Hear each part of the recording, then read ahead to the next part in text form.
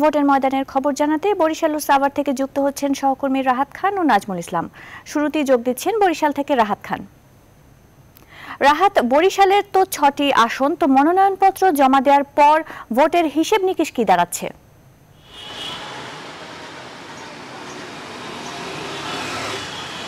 ধন্যবাদ রিদিমা আপনাকে। আপনি জানেন যে বরিশালের ৬টি আসনে মোট ৫১ জন প্রার্থী মনোনয়নপত্র জমা দিয়েছেন। ৬টি আসনে বিএনপির ২ জন করে ১২ জন প্রার্থী রয়েছে এবং আওয়ামী লীগ ৩টি আসনে একক প্রার্থী ঘোষণা করেছেন।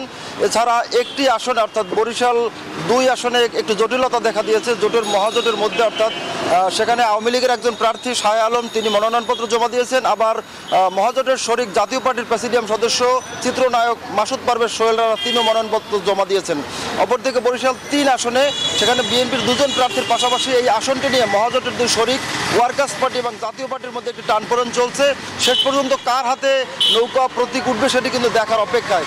এছাড়া বরিশাল ১ আসনে আওয়ামী লীগের একক প্রার্থী, বরিশাল ৪ আসনে আওয়ামী লীগের একক প্রার্থী এবং বরিশাল সদর আসনে আওয়ামী লীগের একক প্রার্থী রয়েছে। এছাড়া বরিশাল ৬ আসনে যেটি রয়েছে সেখানে কিন্তু আমরা দেখেছি যে জাতীয় পার্টির একজন প্রার্থী অর্থাৎ নাসরিন জাহান রত্না তিনি মনোনয়নপত্র জমা দিয়েছেন। পাশাপাশি জাসদ ইনু গ্রুপের একজন মোহাম্মদ মহসিন তিনি মনোনয়নপত্র জমা দিয়েছেন। অর্থাৎ এখন একটি হজবরল পরিস্থিতি রয়েছে। মনোনয়নপত্র প্রত্যাহারের পর আসলে বোঝা যাবে যে কে মাঠে থাকছেন আর থাকছেন না। তারপর কিন্তু আসলে ভোটারদের হিসেব নিকাশ চূড়ান্তভাবে তারা করতে পারবেন এবং তাদের পছন্দের প্রার্থীকে তারা বেছে নিতে পারবেন। এছাড়া কিন্তু বরিশালের সার্বিক পরিস্থিতি বলা যায় যে মোটামুটি ভালো, কিছু কিছু বিচ্ছিন্ন ঘটনা ছাড়া এখন পর্যন্ত পরিস্থিতি স্বাভাবিক রয়েছে বলে আমরা জানতে পেরেছি। বরিশাল থেকে এই ছিল সবশেষ। এখন আমরা চলে যাচ্ছি, আমাদের সহকর্মী রয়েছেন সাভারের ধামরাইতে নাজমুল, তার কাছে চলে যাচ্ছি। নাজমুল।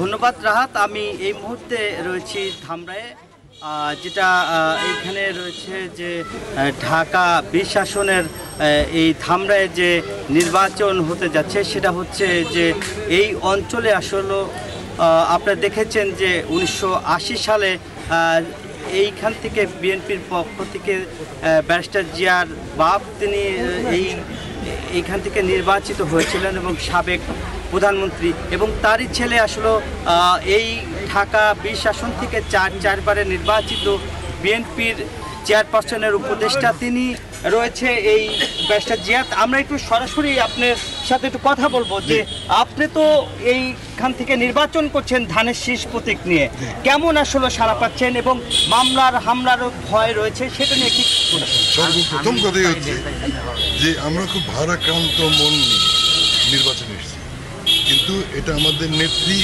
মিথ্যা মামলায় জড়িত করে তাকে আজকে কারাবন্দী করে। এই জন্যই আমাদের খুব কষ্ট হচ্ছে নির্বাচনে, কিন্তু আমাদের নেত্রীর হুকুমে আমরা আজকে চ্যালেঞ্জ হিসেবে এই নির্বাচনে আসছি। আপনারা শুনলেন যে চ্যালেঞ্জ নিয়েই আসলে নির্বাচনে যাচ্ছে।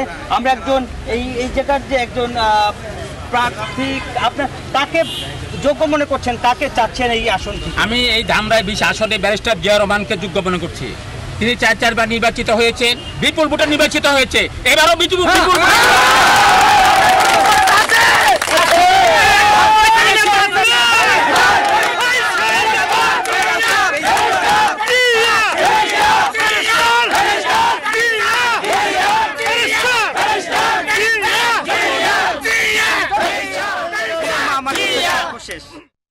ধন্যবাদ রাহাত এবং নাজমুল, আপনাদের দুজনকেই। ভোটের ময়দানের খবর জানাতে বরিশাল এবং সাভার থেকে যুক্ত হয়েছিলেন সহকর্মী রাহাত খান এবং নাজমুল হুদা।